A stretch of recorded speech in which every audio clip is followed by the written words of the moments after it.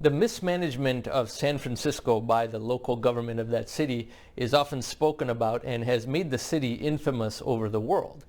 This used to be one of the most desirable locations in the world, the main urban core of the metro that epitomized the most advanced industry in the world, high technology. And yet you hear about San Francisco having the type of problems that we thought were fixed a century ago. Basic public health, utilities, and sanitation, for example. Now, some people who hate San Francisco, such as US conservatives, etc., they like to chortle about this, say that it serves them right and it's proof that blue state governance is terrible and so forth, which is a pretty ignorant thing to say because in the United States, Republican, Democrat, whatever, urban areas are almost entirely Democrat. That includes big cities in Republican states, such as Dallas, Houston, etc., and rural areas are almost entirely Republican. So if a Republican is making fun of a city for having problems and saying that is a model for Democrat governance, the reverse can apply in a lot of different ways too. But here's where the debate gets unusually dumbed down, and this is where we see confusion about what the cause is. San Francisco is likened to Detroit. Now, Detroit used to be the wealthiest city in the world.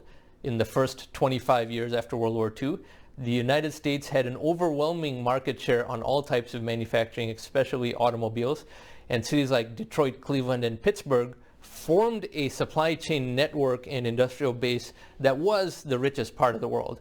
But as international competition caught up, Germany and Japan, they recovered from the destruction of World War II and became competitive in automobile manufacturing again and began to outcompete the US auto industry in Detroit.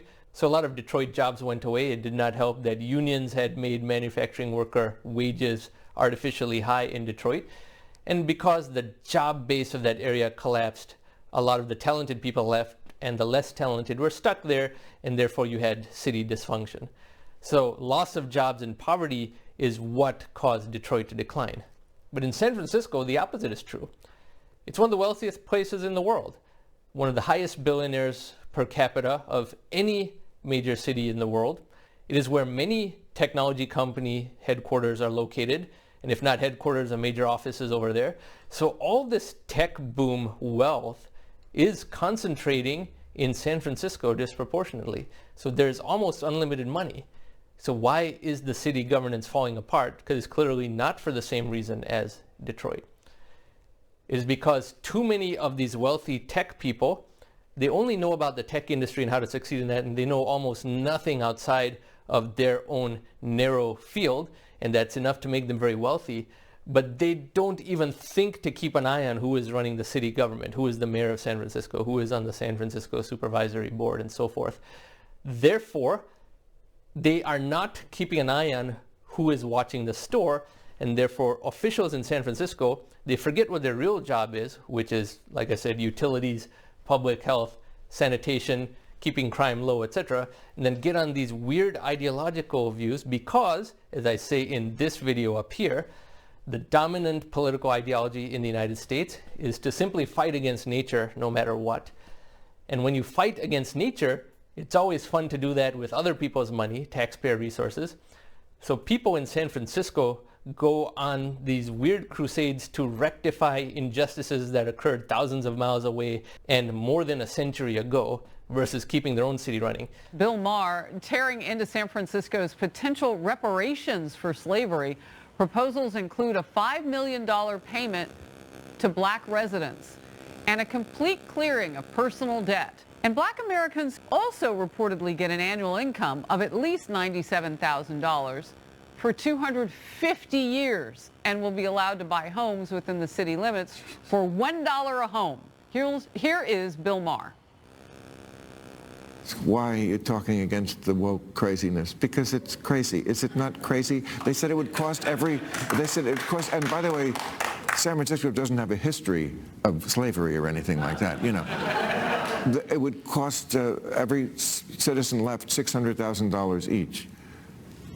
This is madness, is it not? If someone from 100 years ago in San Francisco, 1924, were to see San Francisco today, they would be impressed by the wealth of the private citizens, but would be shocked that many problems that had been fixed by 1924 have re-emerged. And that is their level of nuance that is not understood. It is not the same as Detroit. Detroit is a case of jobs leaving a particular city. San Francisco is a case of too much money leading to the taxpayers not keeping an eye on who is actually running the show and are they doing their jobs. Certain things about San Francisco lead people to say that it has become a third world country. Nothing could be further from the truth. It is very high tech. It is very wealthy.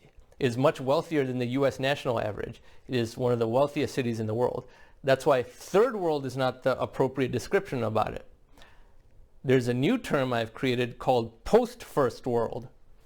When a first world society has fixed its basic problems for such a length of time, beliefs that Thorstein Veblen would call luxury beliefs get normalized because you have very inept and morally ungrounded people in positions of power in the government, and therefore they pursue very niche and very unnatural ideologies while not doing their normal jobs at all, because they thought that since sanitation and utilities worked during all of their lifetime, they don't have to do anything to maintain it, this will always work. They believe that the city infrastructure that took many centuries of human progress to achieve across the world is something that will just stay there if they don't maintain it. So they have the luxury of using taxpayer money to try and pursue some weird ideological agenda that really just comprises fighting against nature or trying to keep people angry about some past injustice that happened very far away, not even in San Francisco itself.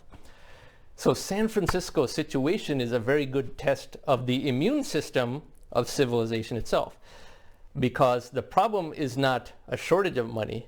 A problem is too much money, leading to nobody keeping an eye on who is running the basic infrastructure of a society. It is a test of the immune system of civilization, and you'll see this situation cropping up elsewhere in the Western world. Now, a city-state like Singapore is never going to have this problem because by not truly being a democracy, it still functions on the basics and cannot afford to risk losing the industries and wealth and residency of talented people that they have worked very hard to acquire for many decades. But San Francisco has decided to risk all of that under the assumption that it could never leave. And therefore, San Francisco has gone back over a century in terms of the functionality of city government and the basic necessities. Again, it is in fact a test of the immune system of civilization. Now, if you like this type of content, I encourage you to subscribe to this channel, and thank you very much for watching.